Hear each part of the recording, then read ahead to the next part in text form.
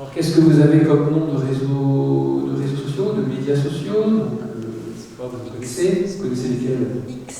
Facebook, voilà, le plus connu, X, c'est ça. Instagram, c'est ça. TikTok. Pour les très jeunes, Snapchat. Pinterest. Vous avez quoi de ça? WhatsApp. YouTube, c'est une forme de réseau social aussi. Et Strava pour les spécialisés. Voilà. Strava, c'est que pour les sportifs. Ah, pour les sportifs. Ou ceux qui veulent suivre les sportifs. On a des réseaux sociaux extrêmement précis, TikTok, hein, Signal, effectivement. Ouais. Donc les définitions que nous avons vues, les trois définitions sont très générales, elles peuvent regrouper de nombreuses réalités différentes, alors qu'on peut aussi faire une typologie des médias sociaux, des réseaux sociaux. Il y en a, par exemple, il y a des défilements continus d'images, ou des enchaînements continus d'images. D'autres, c'est limité, bordé. Il y en a où il y a une connexion entre les personnes que je ne connais pas forcément, ou d'autres où c'est fermé sur uniquement un groupe que j'ai constitué, etc. Donc, comme WhatsApp, par exemple.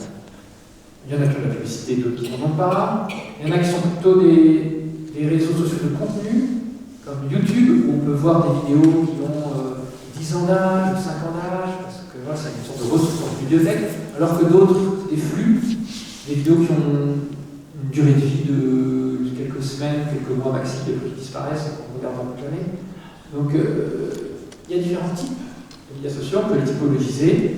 Donc, moi, ce que je voudrais juste dire, c'est qu'il y a un flux généré par l'utilisateur. Ça, c'est un élément un peu commun des médias sociaux. Il y a toujours un flux généré par l'utilisateur. Et puis, je poserai deux questions pour savoir, pour faire une typologie. Est-ce que le flux est généré par un algorithme ou pas? Donc, typiquement, WhatsApp, non, pas l'algorithme. C'est vous, uniquement vous, qui mettez les messages. Les messages sont bordés, sont limités juste à ceux qui sont du groupe. Donc, il n'y a pas d'algorithme qui gère la diffusion. Donc, ça, c'est une catégorie. Par contre, Facebook, il y a un algorithme, YouTube, il y a un algorithme, etc. Qu'est-ce qu'un algorithme?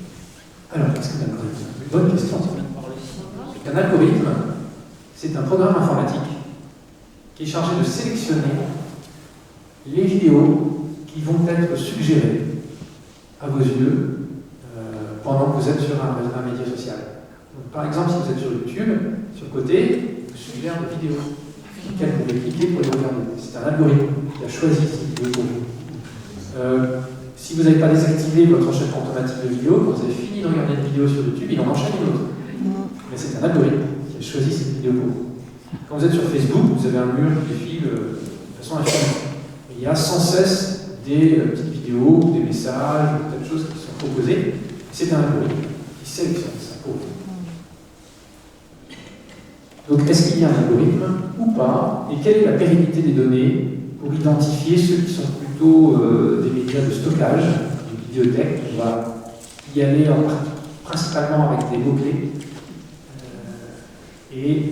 Alors, il y en a qui sont un peu dans les deux, comme YouTube par exemple. C'est à la fois du stockage et c'est à la fois un média de vue, avec un algorithme. Voilà, donc